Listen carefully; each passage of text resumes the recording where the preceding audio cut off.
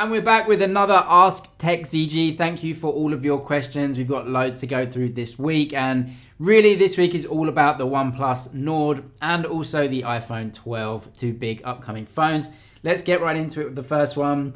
I heard that the iPhone 12 will support USB Type-C for charging. Is that true? No, they're going to be sticking with the Lightning port for sure. No USB-C in the phone. However, those rumors came about because in Europe, they're actually trying to basically force all smartphone companies to use one type of charging port, which will obviously be USB-C because it is the most widespread at the moment. That law isn't going to come in time for the iPhone 12 phones, and in the future, Apple want to take it away completely. They don't want to go to USB-C on the phone, so Lightning port again. 120Hz LCD or a 60Hz AMOLED in the screen. I would go for an AMOLED every day, and only because the 120Hz LCDs that I've used just haven't really been that good, to be honest. I can think of a couple of like budget and mid-range type of phones that have used 120Hz LCDs, and I just haven't liked the screens. They're just not very good screens. But if you had a really good quality LCD with 120Hz, then maybe my decision would be swayed to go for the LCD. But in smartphones, it's actually been the other way around.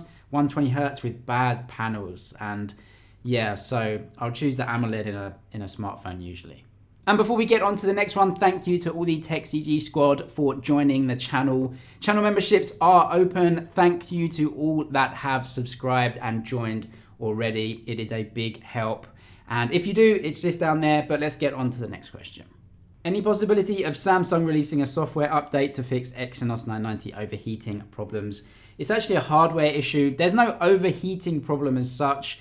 It's just that the CPUs on Exynos chipsets run a little bit hotter than the Snapdragon chipsets, and so they have to throttle. And that means you just don't get the top end performance in Exynos like you do in Snapdragon. There's no overheating issue.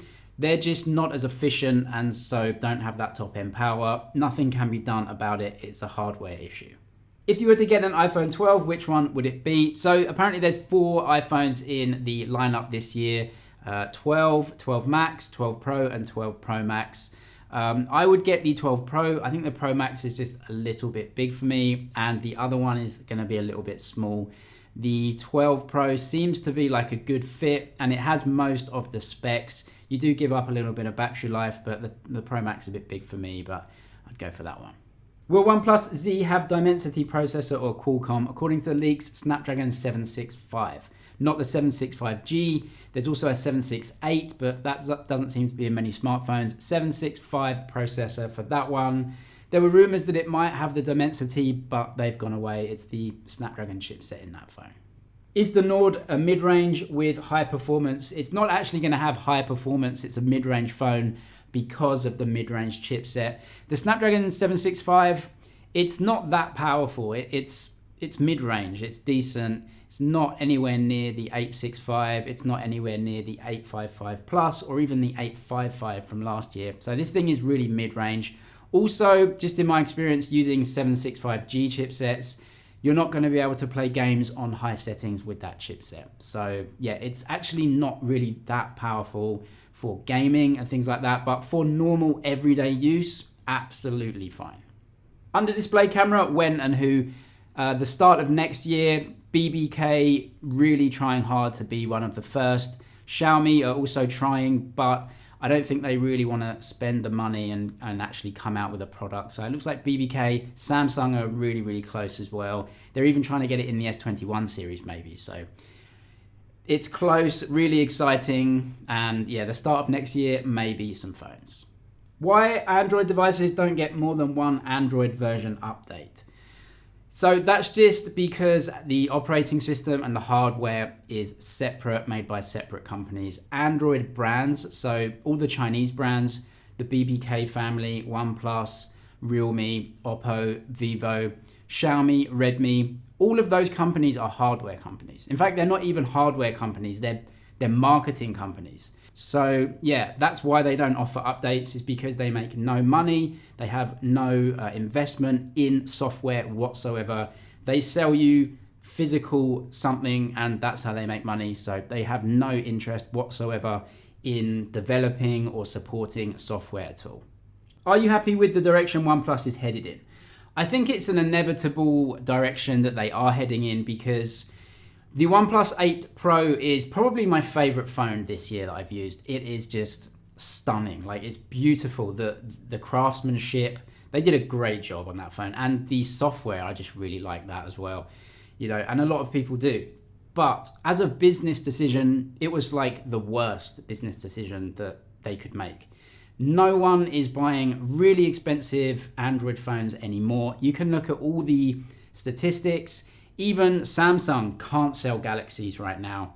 No one is willing to pay $1,000 for a phone. And so, yeah, a great phone that they made, but as a business decision, it just wasn't very good. And so this is inevitable, because the bulk of the industry is in the mid-range, budget mid-range. That's where the growth is. Look at Realme, gone from nothing to 8%, like just completely eclipsed OnePlus, because they sell budget and mid-range phones. So it's an inevitable decision that OnePlus will come out with them. And what I really hope is that they keep some distinctness about their phones and don't just rebrand Oppo phones, which is what Realme have done more or less.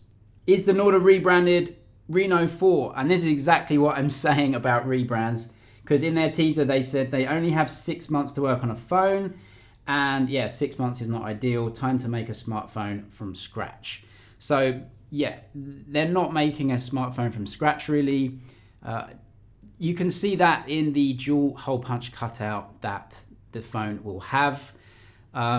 It's the same as Realme have given in a lot of their phones. And then you look at the megapixels of the front camera, 32+8, exactly the same hardware as Realme have used in other phones. So they're not starting from scratch. It's going to be very similar to other Oppo and Realme mid-range phones. Some slight differences here and there, just like Realme have taken the base of Oppo phones, changed them up a little bit to give it their own sort of feel. That's, I guess, what OnePlus are going to be doing as well.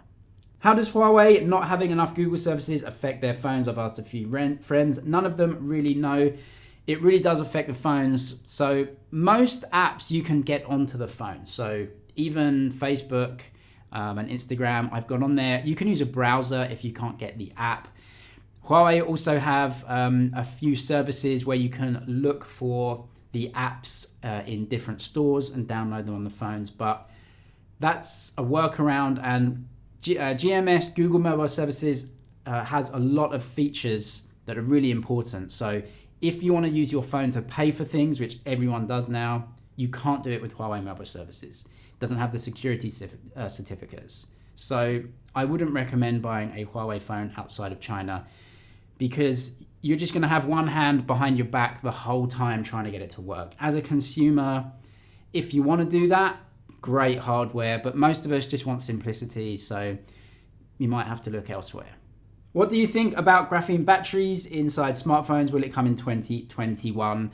I don't think so. I think it's just way too expensive. This rumor comes up every year, especially with Huawei for some reason. I'm not really sure, but it's much cheaper for them to just iterate and get small improvements in the current lithium-ion batteries.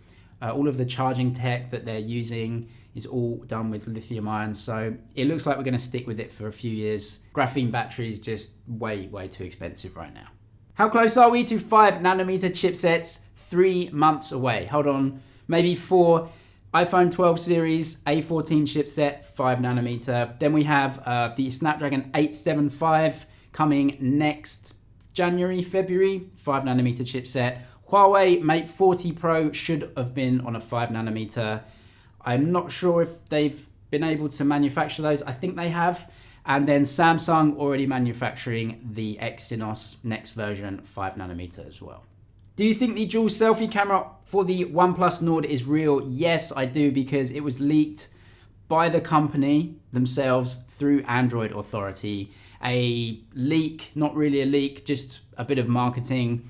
And worrying, because I don't really like dual hole punch cutouts. I think they're okay, but it just worries me because it's exactly what Realme have done in some of their phones. Reno 4 Pro has that same dual hole punch, and it worries me because I'm just thinking now this is just a rebrand, and I don't want a rebrand. I want something unique and special from OnePlus. Well, that is all the questions for Ask Tech ZG this week. Thank you for asking them. Sorry if I couldn't get to your question. We'll do another one next week. Ask it again. And my favorite videos every week. So thanks for watching. Hope it was helpful. Sub if you haven't done already. And I will see you in the next one.